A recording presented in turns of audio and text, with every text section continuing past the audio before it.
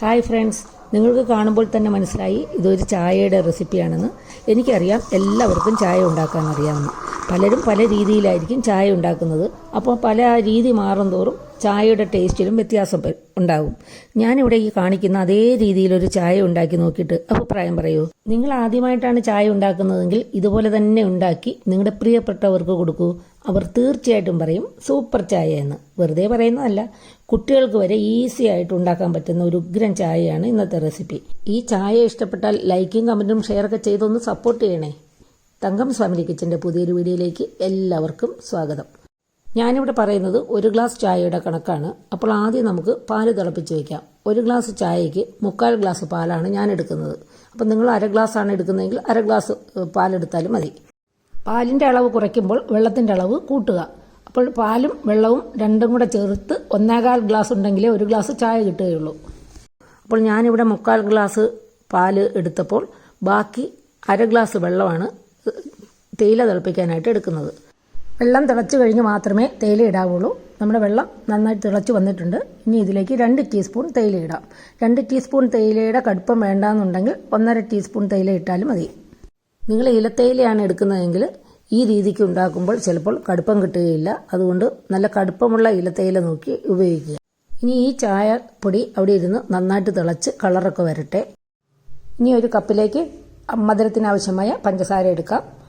പിന്നെ നമ്മൾ നല്ല ചൂടാക്കി മാറ്റി വെച്ചിരിക്കുന്ന പാലിൽ നിന്നും 3/4 ഗ്ലാസ് പാല് കൂടി എടുത്ത് അതിലേക്ക് ചേർത്ത് രണ്ടും നന്നായിട്ട് മിക്സ് ചെയ്യുക.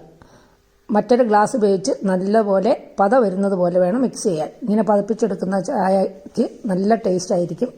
അപ്പോൾ പാലിന് ചൂട് കുറവാണെങ്കിൽ ഒന്നുകൂടി ചൂടാക്കാൻ മറക്കരുത്. നല്ല ഇല്ലെങ്കിൽ ചായക്ക് ചൂട് കുറവായിരിക്കും. ഇങ്ങനെ ഒഴിക്കുമ്പോൾ ചൂട് കുറയാൻ ചാൻസ് ഉണ്ട്. അതുകൊണ്ടാണ് നല്ല ചൂട് പാല് തന്നെ എടുക്കണമെന്ന് പറയുന്നത്. ഇതിപ്പോൾ നല്ല ചൂട് പാലാണ്. അതിൽ രണ്ടും അങ്ങോട്ടും ഇങ്ങോട്ടും ഒഴിച്ച് നല്ലതുപോലെ പതപ്പിച്ചതിന് ശേഷം നമ്മൾ ചായ കുടിക്കാനെടുക്കുന്ന കപ്പിലേക്ക് മാറ്റുക.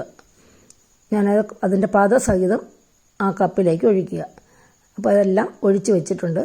ഇനി നമുക്ക് ഇതിലേക്ക് തിളപ്പിച്ച തേയില വെള്ളം ഒഴിക്കാം. തേയില വെള്ളം നന്നായിട്ട് തിളച്ച് കിട്ടിയിട്ടുണ്ട്. 1/2 ഗ്ലാസ് വെള്ളം വെച്ചത് പകുതിയായിട്ട് ചുരുങ്ങിയിട്ടുണ്ട്. അതിനി നമ്മുടെ ഇതിലേക്ക് അരിച്ചൊഴിക്കാം. പാലിലേക്ക് അരിച്ചൊഴിക്കാം. കണ്ടോ, നല്ല കളറുള്ള തേയിലയാണ്. ഇങ്ങനെയുള്ള തേയില തന്നെ എടുക്കാൻ ശ്രദ്ധിക്കുക. ഇനി ഒരു സ്പൂൺ കൊണ്ട് 2-3 പ്രാവശ്യം ഒന്ന് ഇളക്കി കൊടുത്താൽ മതി. നല്ലപോലെ ഇനി ഇത് തമ്മിൽ അങ്ങോട്ടും ഇങ്ങോട്ടും ഒഴിക്കേണ്ട ആവശ്യമൊന്നുമില്ല. നമ്മുടെ ചായ റെഡി ആയിട്ടുണ്ട്. ഇതിനി 2-3 പ്രാവശ്യം സ്പൂൺ കൊണ്ടൊന്ന് ഇളക്കിയതിന് ശേഷം ഉപയോഗിക്കാം. നല്ല അടിപൊളി ടേസ്റ്റാണ്. തേയിലയുടെ ബ്രാൻഡ് അനുസരിച്ച് ടേസ്റ്റിന് ഏറ്റക്കുറച്ചിലുണ്ടാകും. പാല് ഗ്ലാസ്സിലേക്ക് ഒഴിക്കുമ്പോൾ അതിൻ്റെ പത കൂടി അതിലേക്ക് ഒഴിക്കാൻ മറക്കരുത്. ആ പത കൂടി ചേർത്തെങ്കിൽ മാത്രമേ നമ്മുടെ ചായക്ക് കറക്റ്റ് നല്ല ടേസ്റ്റ് ഉണ്ടാവുകയുള്ളൂ. അപ്പോൾ നമ്മുടെ അടിപൊളി ചായ റെഡി ആയിട്ടുണ്ട്. നിങ്ങൾ തീർച്ചയായിട്ടും ഒരു തവണ ഈ ചായ ഒന്ന് ഉണ്ടാക്കി നോക്കൂ. നിങ്ങൾക്ക് എല്ലാവർക്കും ഇഷ്ടപ്പെടും. അപ്പോൾ മറ്റൊരു റെസിപ്പിയുമായി വരുന്നത് വരെ stay healthy and happy. Thank you.